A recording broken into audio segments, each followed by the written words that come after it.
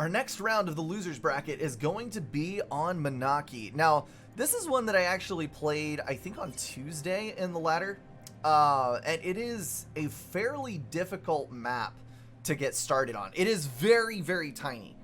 Tiny to the point that I don't think you need an air factory in most games on this map.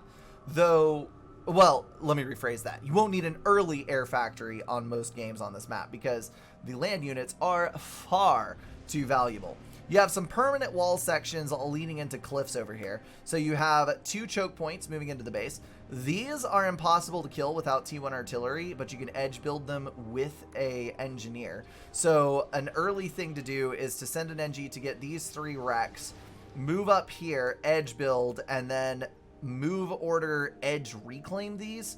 And I think you can, I'm pretty sure you can reach these 3. I'm not sure about this one, but edge reclaiming is a really good idea up here. And then there's buildings in the center that you can reclaim. Might want to send your ACU in to fight over those, as well as smatterings of reclaim here next to the base and there, and then one here. So there's a lot of early reclaim. Even though you only have 5 mass extractors that are relatively safe, 6, 7 if you hold the corners, because these are fairly hard to kill. You can run way more land factories than you think you can. So I would strongly encourage overbuilding factories and postponing your air factory at least to the 3rd factory. Although it does look like RoboGear is going to go for 2nd air, oddly enough. Maybe Jester shenanigans, maybe we'll see something interesting. Who knows? Looks like Keyser is going to be dropping 3rd air, running 2 land factories most of the time. Kind of eager to see how these guys tackle it after all. And it looks like an engineer is moving out for RoboGear that is going to pick up some manual reclaim, then backtrack for the mass extractor. He did have it mass extractor, then reclaim, but I think he realized that he was going to stall and so adjusted his course. And yes, that is in fact going to be a Jester push. That is 3 power generators plus Hydro rolling into a heavily assisted Jester. And that is going to come out without power stalling him.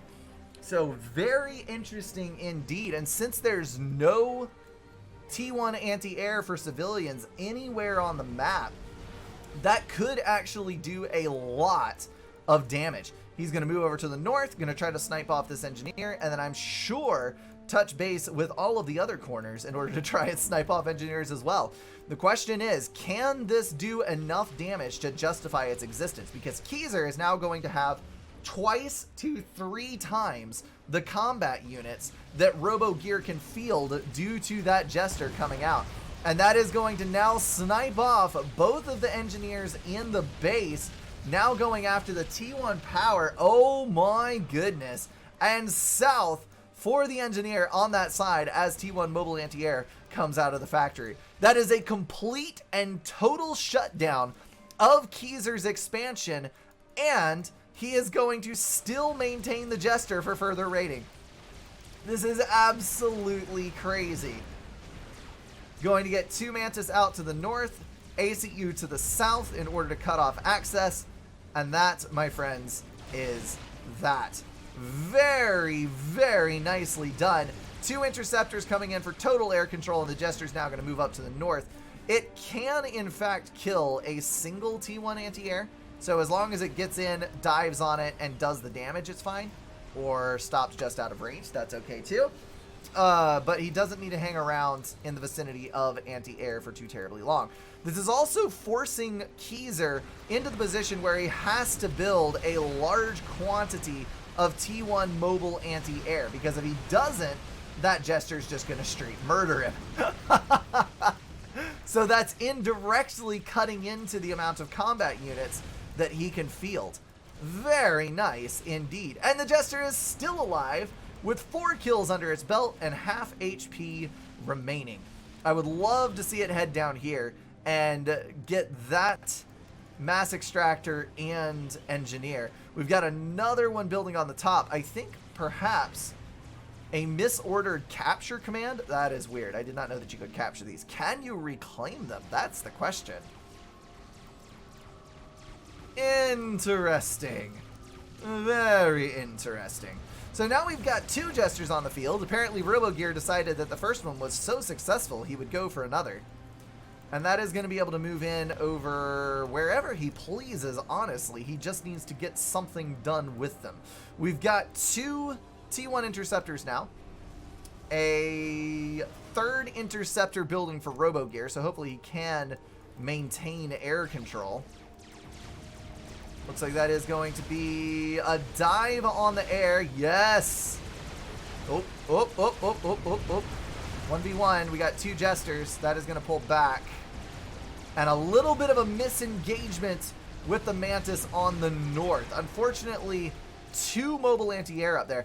I cannot believe that both of these expansions are still alive, and that RoboGear has not gone for either one of his expansions. I'm wondering if he doesn't realize that those are buildable. That might be what is going on. Oh no! Get in the water. Get in the water. You are going to get tripped, and you are going to get dead. That is what's going to happen here.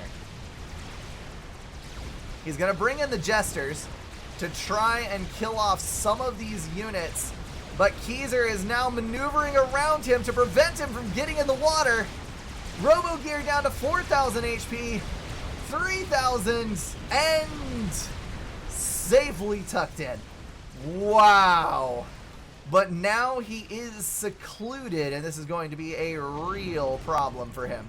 RoboGear reclaiming Mantis from the edge of his build range. That is awesome. And he lost a fair bit on the north side. So RoboGear is currently quite far ahead. 29 mass, 261 power versus 21 and 180. And if we check the reclaim numbers, I'm sure it will reflect a similar reality. I'm not sure if this stalled by pure chance when I clicked, or if the replay broke. There it is. All right, so RoboGear is running 500 reclaim. That low. 900 reclaim for Keyser. So double for Keyser, though double does not mean that much in this situation, I think. And now RoboGear is stuck. Well then, we shall see what happens later on. Did he get a T2 mass extractor? He did not. So all that extra mass is coming from the additional holdings on the forward edge of the map that he is about to lose thanks to Keyser's superior unit positioning. Now, the numbers are roughly the same, I think. Keyser is building a torpedo launcher because he does not want RoboGear to live in this pond anymore.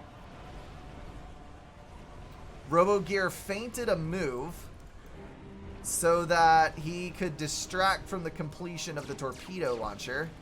He's trying to get his own units in, but it is still far too dangerous for him to actually try to leave the pond.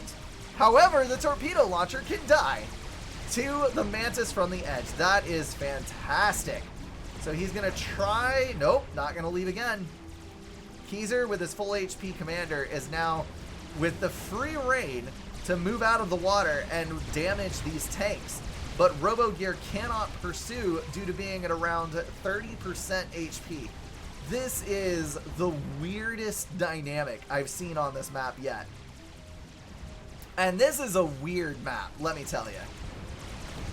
RoboGear is stalling very hard. He finally abandoned the build on this land factory. Honestly, if I were him, I would reclaim it. And no one has reclaimed the buildings in the middle or claimed the mass extractors in the middle. What is going on with this game? Nothing is as it seems. Oh my goodness. Look at the assistance. He's building with all the Mantis on this side to force the ACU out. RoboGear finally moving to leave. Nope. No, he's not. You cannot stay there and take hits from that torpedo. Thankfully, now all the units are on the wrong side of the pond. So that's all he's really got going for him. Oh boy. You need to take the opportunity to skedaddle, man. You do not need to be in that position. It looks like he is going to try. Meanwhile, on the north side, everything is calm and at ease. Just not even considering the fact that there could be combat. I really hate these going unclaimed, my goodness.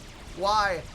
RoboGear is already ahead in mass income. He could be even further. He could afford to run his land factories if he just went and built those mass extractors. Let's take a look. Actually, he's doing fine now. And he has more land production than Keyser. 1, 2, 3, 4, 5, 6. Yeah, 6 there. And then we've got 1, 2, 3, 4, 5, 6, 7 on the other side. So a steady outproduction by 1 of tanks. RoboGear really needs to get a veterancy on that ACU if he can. He also has a vast quantity of air, holding air superiority like nobody's business. He could go back to Jester production at this point because he has like half again to twice the number of interceptors, and there's no longer any anti-air in Keyser's forces. So if he were to go Jesters, he would be able to raid around the outside edges once again. I'm kind of confused as to why he doesn't. Keyser may have misstepped. Oh no! Walking into all those Mantis as they now swoop in on the commander. RoboGear getting the hell out because he does not need to be near that. Keyser could have drawn it if he walked in. Oh boy, this is going to be close. Almost to veterancy, 2,000 HP. No, clogged up with the pathfinding. There's the focus fire. And he's... oh, out of here. He almost got it. Almost. That is 2 freaking games that Keyser has lost by just walking into enemy units. Oh, wow. RoboGear, kudos, man, for sticking that out. That was some by the hair of my chinny chin chin maneuvering there in the middle where he barely got out alive. Keyser, unfortunately, was not quite so lucky in his endeavors, but well played all the freaking way around on that one. This is a tight-packed map with tight-packed action, and yes, a very weird game indeed. Well played. We are now up to the final in the losers bracket. Let me make sure that I am actually correct by clicking on the bracket once again. And yes, I am right. It is RoboGear versus Dagata, symmetrical UEF matchup on Loki. And Loki, man, there have been some good matches played on this map. It is critical to get your early build right. It is absolutely essential to get the tree reclaim all around and to get your units out in the correct order, and we're just gonna have to sit back and see who does a better job between these two players. RoboGear is dropping, it looks like 2 land factories, then a 3rd air factory, though the air factory may be second. We'll click in just a second. Same build from Tagata. So I'm going to go ahead and get my stuff set up early. We're going to set focus army to 0, and that is going to give us Tagata. And he is going for 2nd land, 3rd air with a conglomeration of power generators and mass extractors in between, all built with the ACU, with the initial engineer sent out to the other side. And then if we switch over here, we can get to RoboGear, who is going for much the same build, I think. Yeah, no. He is going for... wait a minute, that can't be right. It says he has... ah, that is another land factory up here. Okay. So he is going for 2 land factories, 3rd air factory with the same orientation of power generators, moving up to an additional land factory on the front line, running forward after his initial build is done, with 2 engineers out to reclaim. And that is how it typically goes with this map. You want to get that reclaim early. You want to get an air factory to prevent bombers wrecking your day, as they often do. And then you want to get your ACU out to protect some of the forward positions as your units move to take the map. Now, in the center, there are some unreclaimable wall sections with some basically worthless buildings. These can be reclaimed. They're worth nil. The trucks, I think, are worth the equivalent of a T1 tank, so you might want to go in and reclaim those for the 20-odd, 30-odd mass that are inside them. These buildings are quite useful. They have a fair bit of mass in them. And then there's a boulder on each expansion that you will also want to take. It looks like none of these guys are building factories in their outermost expansions, which I find a little bit weird. And something else to note is that neither of these players has access to amphibious units at the tier 1 phase. So these expansions are going to be a bit difficult to protect unless you have a factory up on the opposite side, or you go for an early tier 2 for blazes. But as you move your ACU up here and shift your production over, notice that much the same build is going down for Dagata as is for RoboGear. He was just a little earlier in queuing it. As your units shift over to the north side of the map and the ACU takes control of this position, this should naturally fall to your control. Something that you desperately need to take consideration of when you're playing this map is your straight pathfinding. So, well, sorry, that was way too many words in the same sentence, but you get what I mean. You've got an access here to get across to the bottom in a much more direct fashion than you would initially think. Same thing to the north across these two passes. So if you go through the center, that is great. That is absolutely fine for 1, 2, 3 units. But once you start moving large forces around, they clog too much in this narrow path. So you either need to take this route or you need to take one of these routes. Then by the same token, this can be accessed straight across the pass here. So you do have more pathfinding options than you think you do.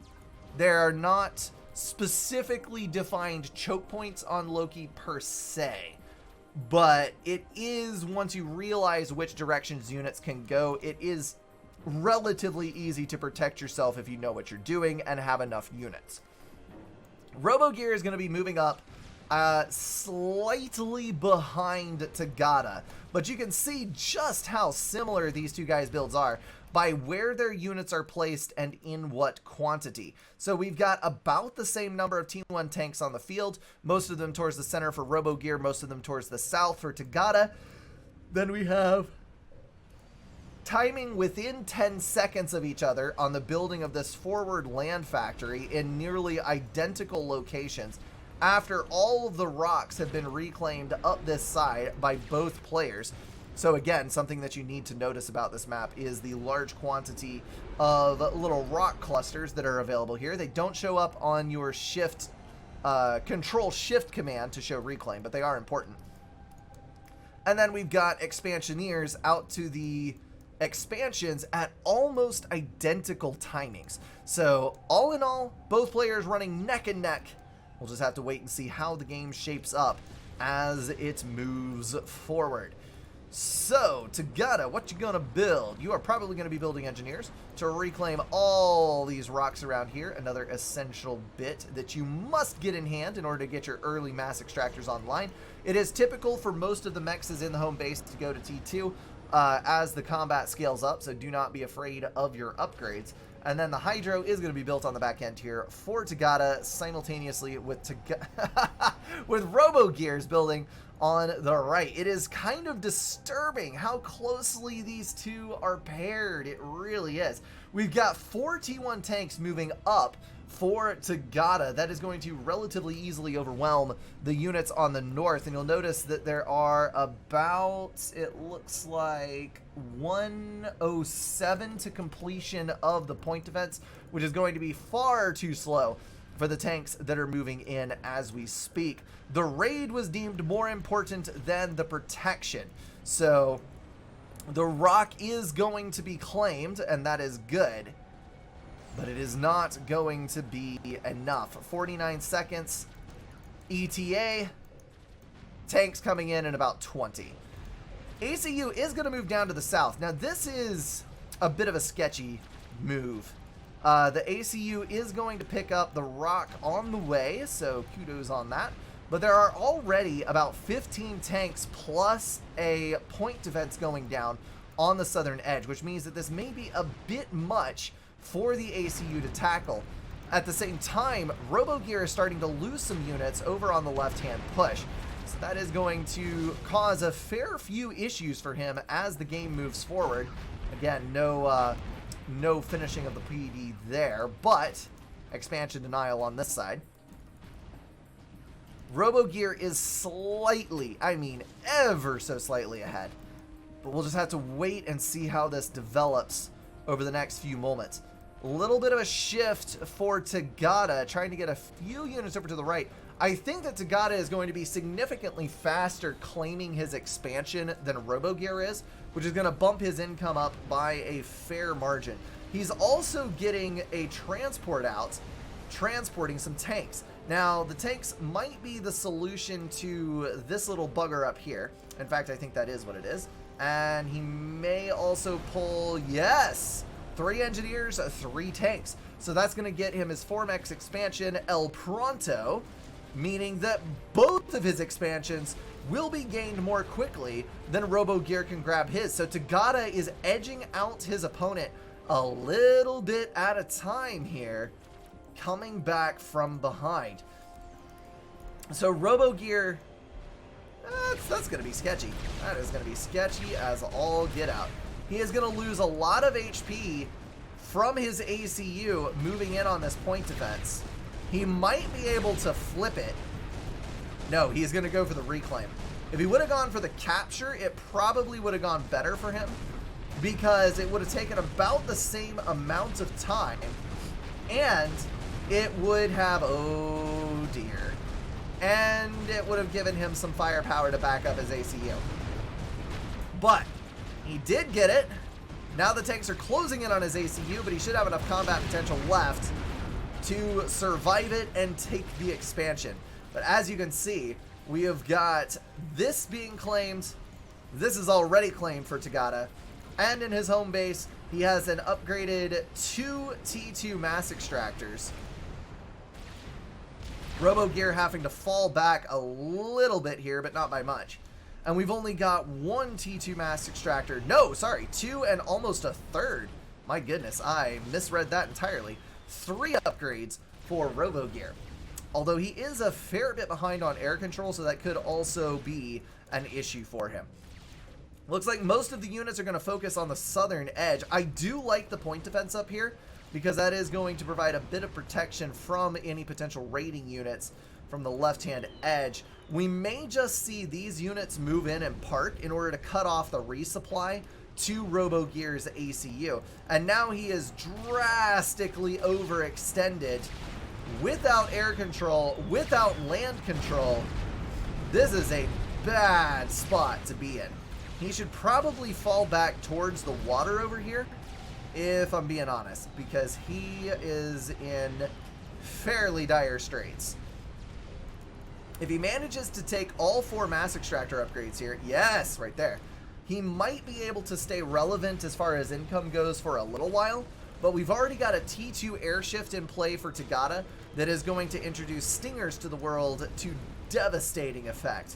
Those T2 gunships can be nasty to deal with, especially when you're already having to go up against T1 bombers that are shredding your tanks, and your ACU is out in the middle of nowhere alone.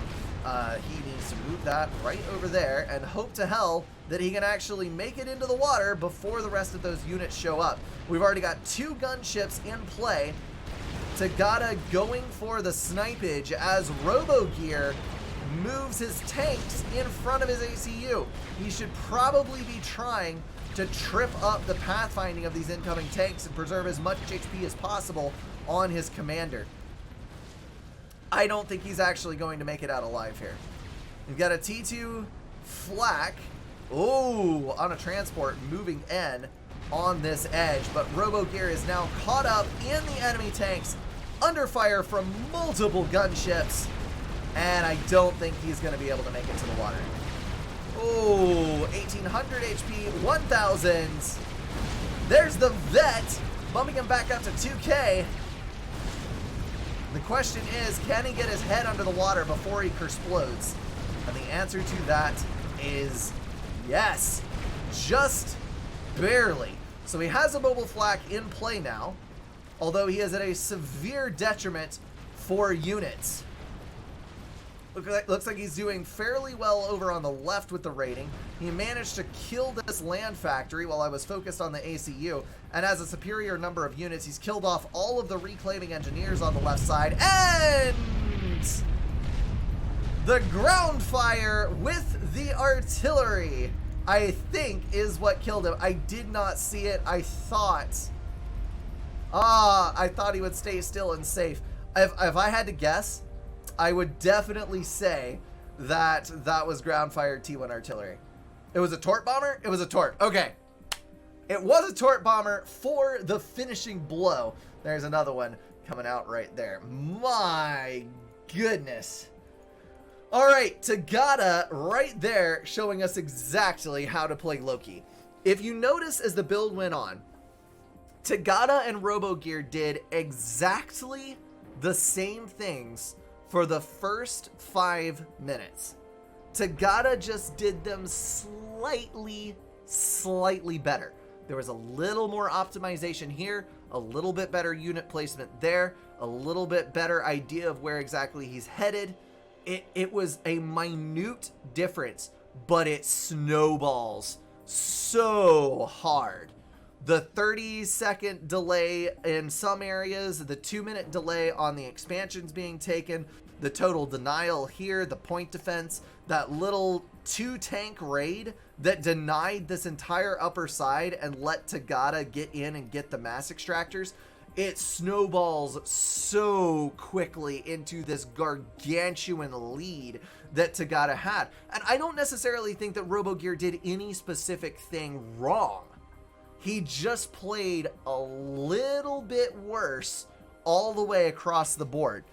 He definitely would have trounced my butt in any game, but Tagada edged him out overall for the win.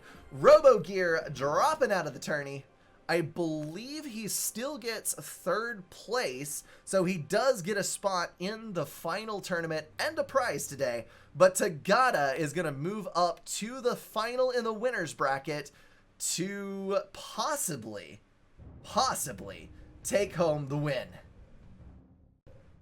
We're now entering the finals. It is Tagada versus EcoNoob, and this may or may not be the last game. We just don't know. If Tagada wins, we've got to play another one because he is moving up from the loser's bracket, so he has to win twice. Or if EcoNoob wins, well then, that is that.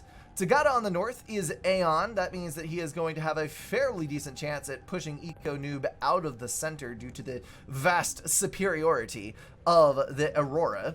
EcoNoob on the south is UEF, and it looks like he is dropping a 2nd land factory before walking up to the front. Now, in a typical team game, you want to move up as quickly as you possibly can to get at this reclaim in the middle, because there's about 12,000 mass here that you really need to get your mitts on if your team is going to succeed.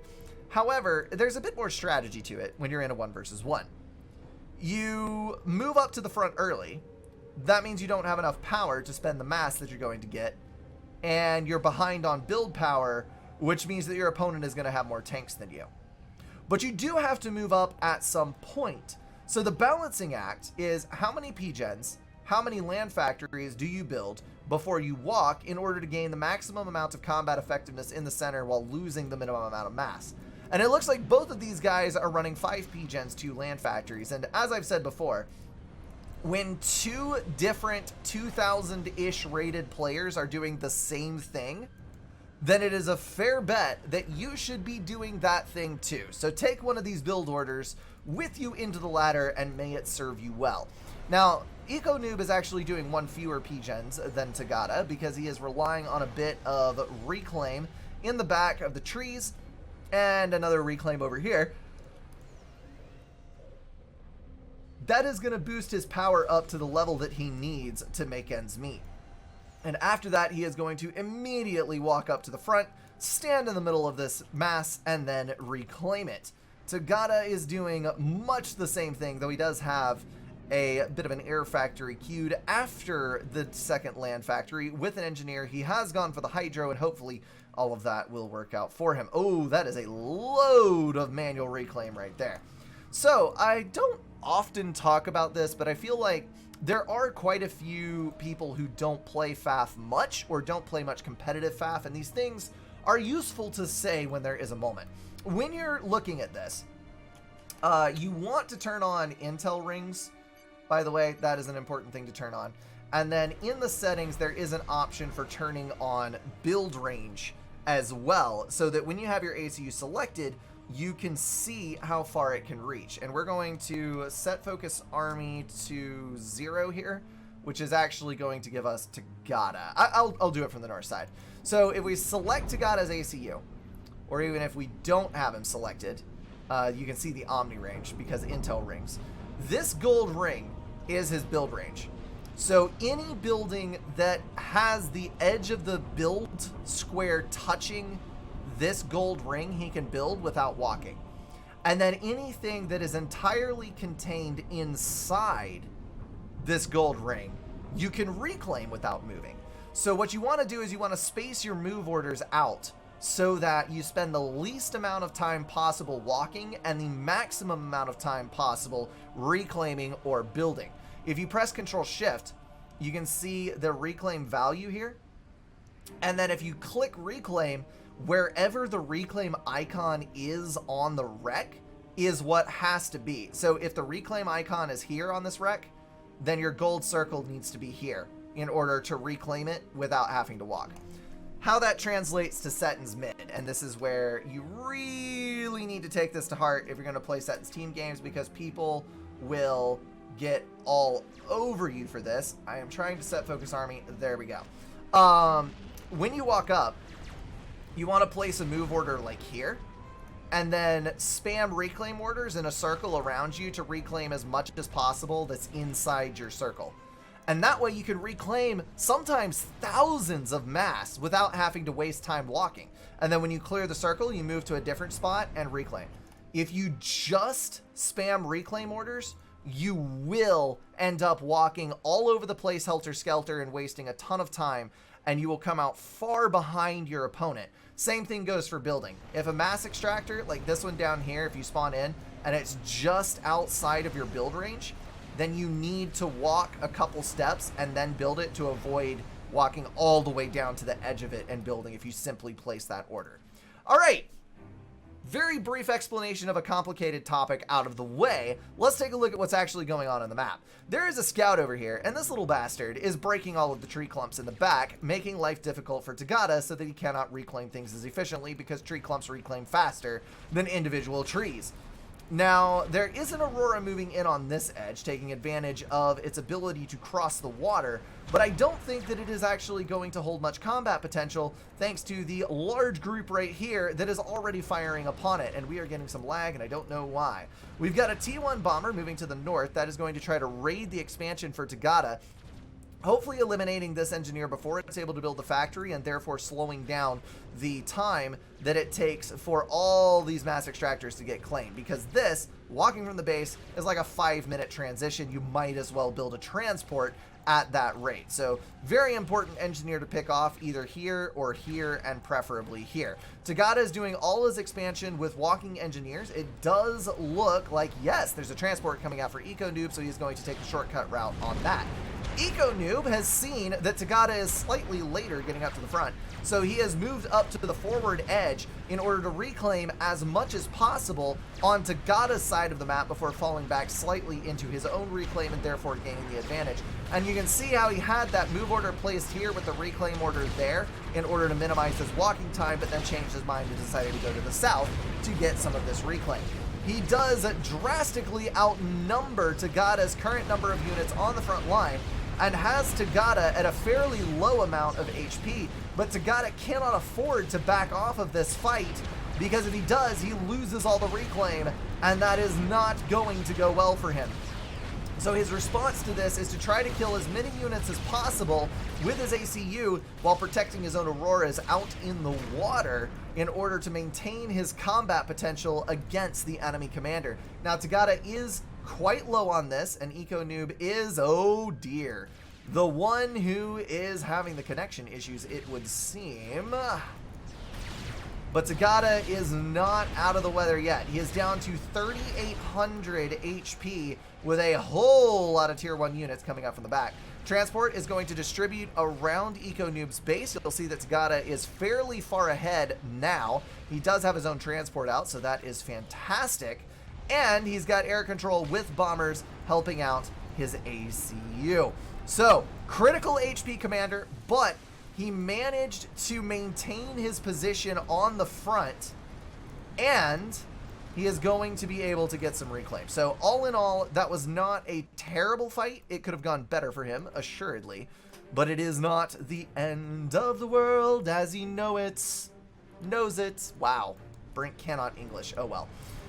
Tagada sipping that mass and trying to get some regen on that ACU. Eco Noob. Let's actually delve into the ecos right now as we see how this spreads out. There is a bomber moving across the map, but it's going to be a couple of minutes before we see anything useful.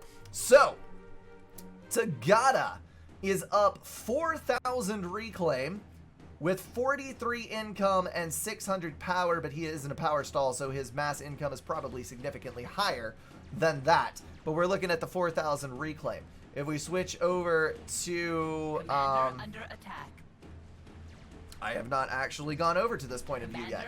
51 mass, 740, and 6,500 reclaim. So 50% more reclaim on the ACU already, and he's claiming the mass field. This is going to get exceptionally nasty for Tagada in the early game as he struggles to maintain a hold on the leading edge of the map. This bomber is going to get some very tasty kills, but with 2 interceptors on its back, it is going to get sniped off rather easily. No amount of interception is going to save it, though Tagada is going to maintain air control, and that is a good thing all the way around. We've also got a bomber on the south side that is killing off engineers in the expansion as well. More bombers scattered around the map as transports look fairly symmetrical for both of these players. So we've got a drop coming out for the island here shortly after. Tagada got a drop off on the north side. Tagada really pushing his luck on the HP here. When you're versus UEF, the alpha strike on the artillery is quite heavy. So you take a lot of damage if you stand still too long, but he is racking up some veterancy. That gives him some good regen. It gives him the opportunity to bump up a little bit in health. And that is going to force Eco Noob out of a T2 upgrade. So after all of that happened on the front, thanks to the superiority of the Aurora, the air control that Tagada has in place, and his gamble on the front line with the ACU, he is going to end up with the reclaim field, and that is the best thing that could have possibly happened to him.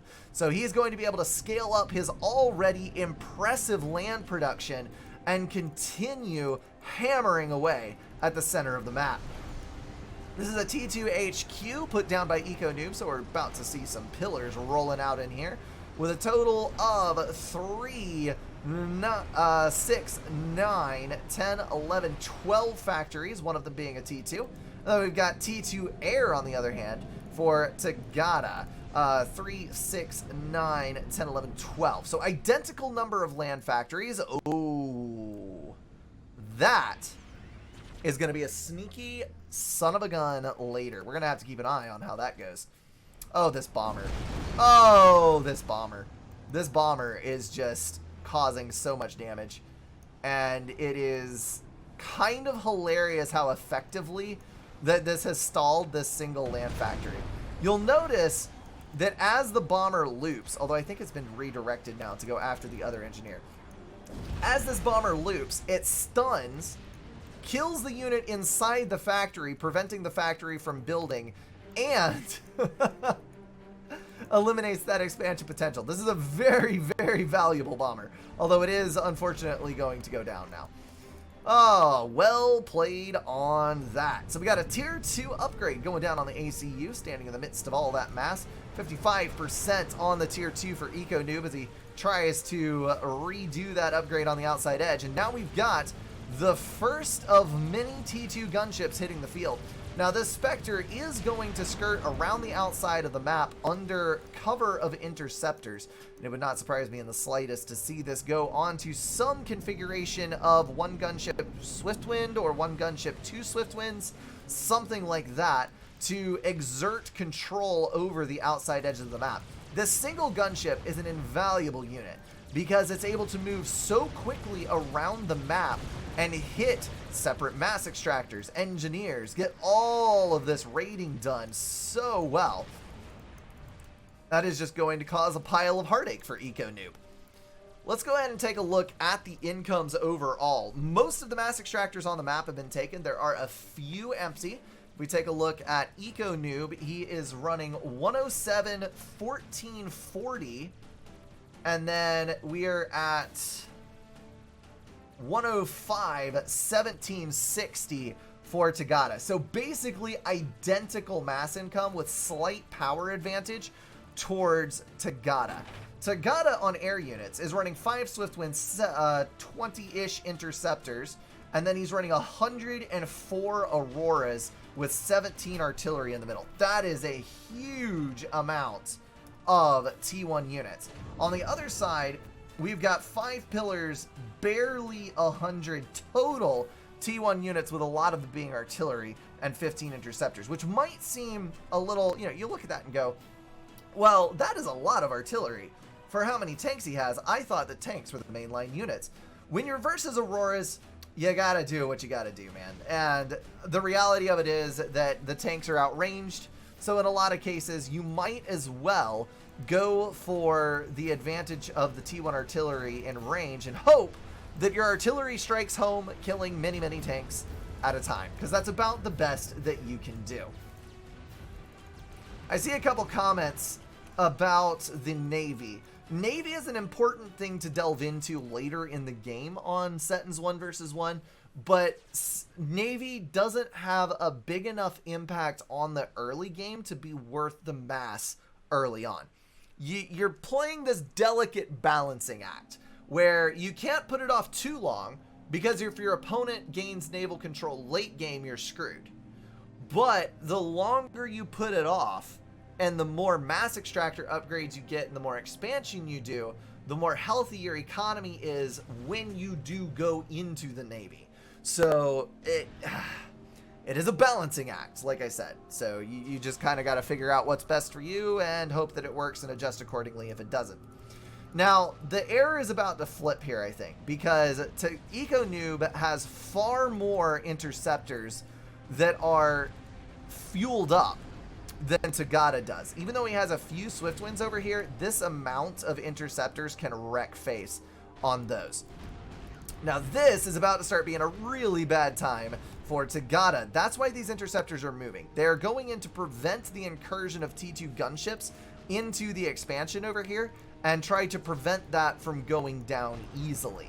3 land factories, honestly, is not a lot, but the amount of damage that 3 land factories can do when there is no opposition is tremendous. So you can see point events going down here. We've already lost out on 5 mass extractors total, many more to come, and this is even in danger now with T2 mass extractors upgrading in the back. So now gunships are pouring out. We've got lots of air units shifting over to the right. There are now probably enough Swiftwinds and interceptors to maybe win this, but we're going to zoom over on the middle here to see what is going down. That is going to be lots of Auroras with a few Obsidians moving up from the back. Gunships coming in to lay in some damage on Tagada's ACU directly. The reasoning for this is they're probably not going to kill the ACU, realistically speaking. That is not going to happen, but they can take the ACU out of the fight by stripping HP off of it. I think that Tagada has enough Oblivion cannons to be able to deny this push, especially with how jump bundled up these units are. You can see the Oblivion turrets killing 4 and 5 at a time with their excellent AoE. So that is going to be a failure. But Tagada now down at half shield strength, bringing in his air. The Swiftwind's able to completely outmaneuver the interceptors on the front, sweeping away those gunships, and that is going to batter the front line, but leave Tagada once again with a vast quantity of reclaim to take on the front. Exceptionally well played on that. He's going to bring his Swiftwinds under control for a total air domination. Meanwhile, on the right-hand side, with the air wind, the gunships are now free to rain as they see fit, though the damage is real as you can see across the map. Tagada getting battered and bruised by all those T1 units riding across his territories. Hopefully he can bring that under control very quickly, but this amount of reclaim on the front is definitely going to make it worth losing these T1 mexes. Now this is a bit of an oddity here. We've got some T1 artillery moving across the back that should be able to take out the T1 point defense there, as long as he can get in range of it and see it and react accordingly. And then he may be able to use those artillery to take out the T2 mexes on that side, which will be a very valuable kill indeed. Significantly less easy to deal with than the other things that have been happening here. And yes, we are seeing the Lobos move in for a firing line, probably 2 firing cycles, and then shift, because again, the Alpha Strike is incredibly high on those artillery. Tagada needs to get his T2 gunships in gear. He has the tools to evade all of this damage, but he's not doing it. I think his APM is probably directed elsewhere, and he is struggling to bring everything into bear. That is going to be another T2 Mass Extractor down as more units move all the way across to the other side of the map. EcoNoob has gotten control of the other island, though. So that is going to leave him with superior map control, heavy damage done to Tagada, and now we're seeing T3 hitting the front line. This is a bit of an oddity, but you'll see why in a second.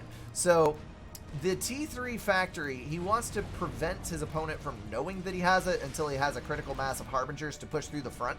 So he's going to leave it in the rear in hopes that it does not get scouted. And we can actually take a look here. We can go set focus army 1 and see it has been scouted. So this is a moot point, but he's trying to keep his Harbingers back from the front line so that his opponent does not see, oh dear, there is a huge collection of Harbingers happening and I need to do something about it. So on this side, we've got 157, 2,400 income versus 121, 2,700. So higher power income for the Aeon player, but overall lower mass income, mainly due to losing the island and losing all these T1 mass extractors across the middle. However, Tagada has a huge advantage in reclaim rolling into the middle portion of this game, so I don't think that that was by any means a death blow. This, however, is a frustrating thing. We have a 10 HP Lobo killing a T2 Mass Extractor. That is really bad. And then EcoNoob calling out Wave 2 as he rolls in with a huge quantity of pillars. There's only a couple of Obsidians left on the front. The ACU beleaguered by so many units. He's gonna have to bring the Harbingers up if he is going to have any chance of stopping this. The forward shield is down. He's got multiple T1 point defenses. He stays in the fight, trying to overcharge as many T2 units as possible. But those tanks, they just keep coming. And the Lobos are so great in number. Look at the artillery flying through the air. It's like a 4th of July fireworks episode. But by overcharge, by claw, by shield, he is able to barely scratch out a lead on that push, and EcoNoob has once again donated several hundred mass in reclaim to the front line. I'm not sure what he was hoping to accomplish by that. Even the T2 art, oh my goodness, the T2 radar just barely survived. And no, I thought that artillery shot might have gone in for it, but it did not. The intel is intact. The last bastion of shield defenses is intact, and the Harbingers are now going to move in, going after the Sparkies that are trying to creep up with the Triads. Gonna have to back off and recharge the shields on those Harveys as more pillars move in. The T3 land is readily apparent, and I'm honestly surprised that EcoNoob has not shifted to Percival production. We are going to see a bit of broadswords, though. We've got, let's see, 7 ASF versus a rather large quantity of Swiftwinds. These single arties, it did manage to kill, and it was going after another T2 power, or T2 mass extractor, my bad. Dang near got it, but that gunship finally got in and took care of the problem. My goodness, that is a pain in the buttocks. So we're going to get the T3 power generator up here. Would not be at all surprised if a T3 air factory came into existence, because it is about that time on Settins. Broadsword is going to be a difficult thing to deal with, because with that amount of ASF tagging along, if you take the Swift Winds can easily kill the Broadswords. If you take the Swift Winds and you try to kill the ASF, the Swift Winds can probably win it with as great a number as they are in. However, if you make the mistake of going for the Broadsword, those ASF are going to get the first turn on you and absolutely shred out your Swiftwind numbers, and it is going to end very, very badly for you. You can also see that it is going for more broadswords to the northern edge. This is going to be a very difficult thing for Tagada to stop, because one broadsword is really bad. I cannot overstate to you how damaging broadswords can be, even as just one singular broadsword. But when you get 3 in the same spot, we can actually go look at the unit database for this, because I have not in quite some time. If we page over to the unit database, to the broadsword, I believe the DPS should be correct on this. Heavy plasma cannon, that is going to be 100 damage times 2.5 per second for 250 DPS per broadsword. So that means you're at 750 DPS with 3 broadswords with a distributed 1800 plus HP. That is no small thing. Do not underestimate broadswords. And once you see them in production, you need flak, you need SAMs, and you are going to need T3 air of your own in order to protect yourself. Hopefully these guys unpause this game very, very soon, because I do not want to wait terribly much. We can take a little tour around the bases to see what's going on. No T3 land quite yet for Tagada, or I'm sorry, EcoNoob. Apparently he thinks that he can hold versus this Harbinger push with only the units that he has. And you know, he might be right, because broadswords. But then again, all it's going to take is a couple of mobile flak and a couple of mobile shields to prevent those Harbingers from dying too quickly. The 4 triads here, honestly, I think are more of a problem. But once the amount of Harbingers rises up enough, it's no big thing. You can just plow those things under, and it is no big dealio.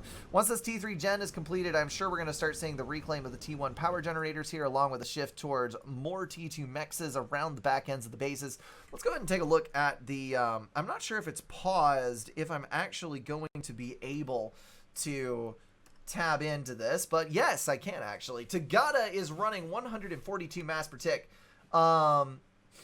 140 mass per tick and 3,000 power bumping up in just a moment. And then if we go over to 1, that is going to be 171 mass per ticks and 8,000 power. Good God. All right, he has got a significant advantage on that one. Way more than I thought he did. So Tagada is going to have to do something snipage-wise in order to prevent a complete collapse due to economic advantage. No amount of Harbingers on the front line is going to save him from this eventuality.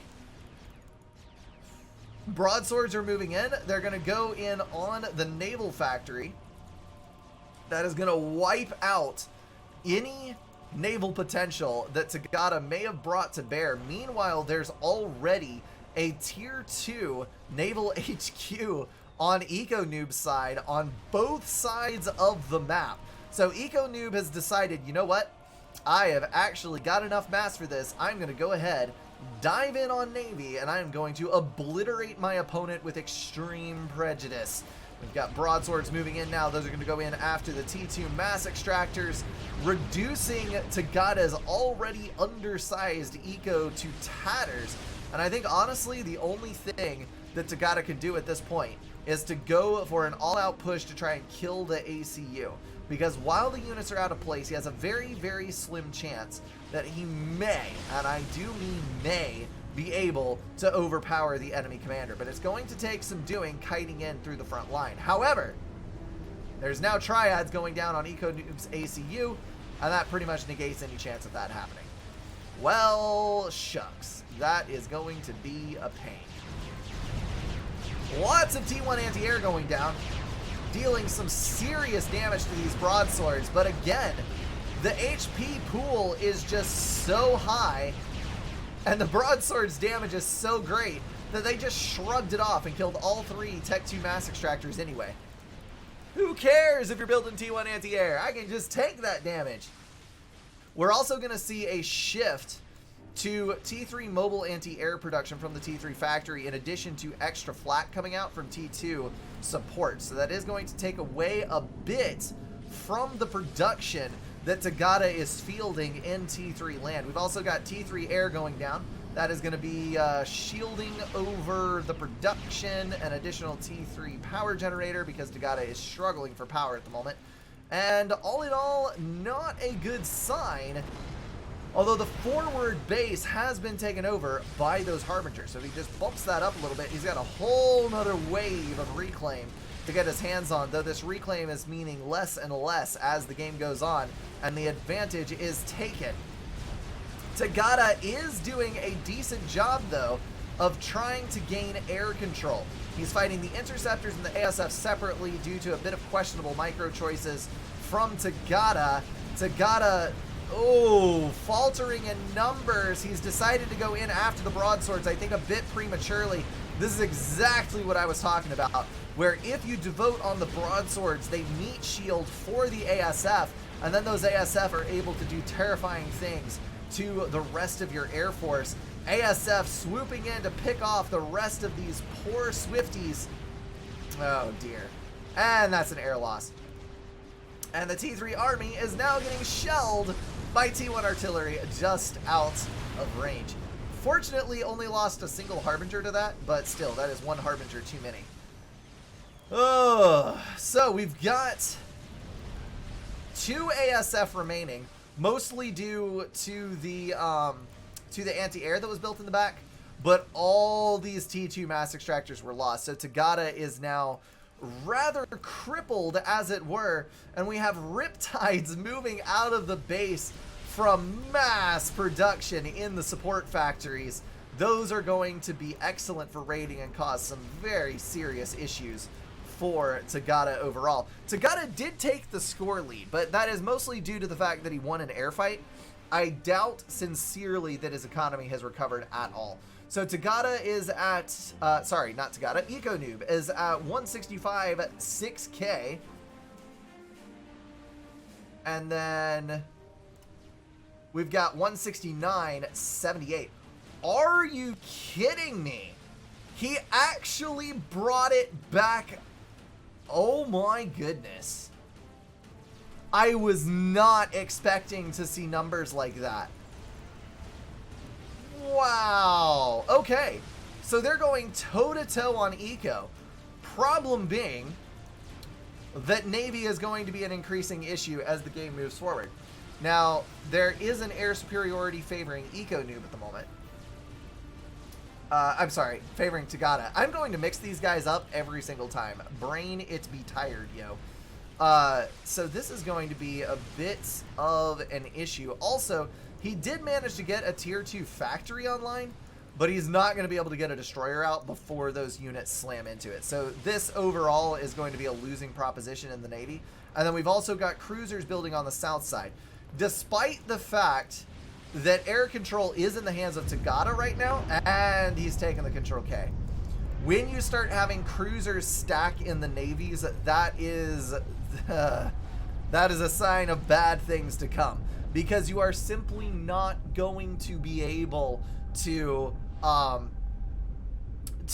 build anything on the shores to exert air control over the rest of the map, because you're locked in, and eventually you're going to get pinched out of the middle. It is just not a good situation to be in.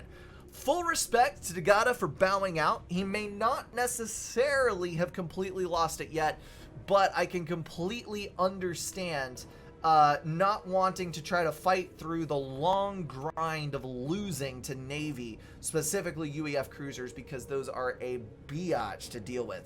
Well played by both of these guys. EcoNoob, in the end, just pulling out a stronger economy overall for most of the game.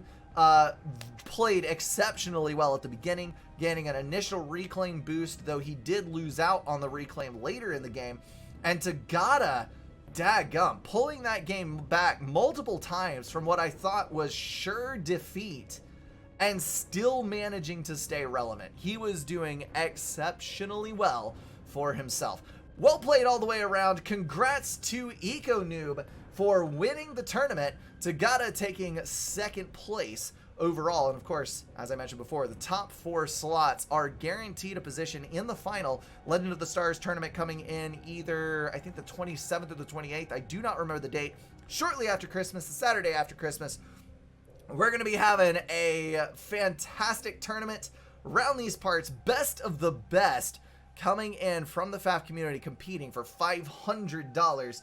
I do hope that you join me here live when that comes around. That is going to wrap everything up for this video, guys. If you enjoyed it, feel free to drop a like and share it with someone. If you want to support the channel, catch the streams, or join the Discord, check out the links in the description. Thank you all for being at least partially insane, and I will see you in the next one.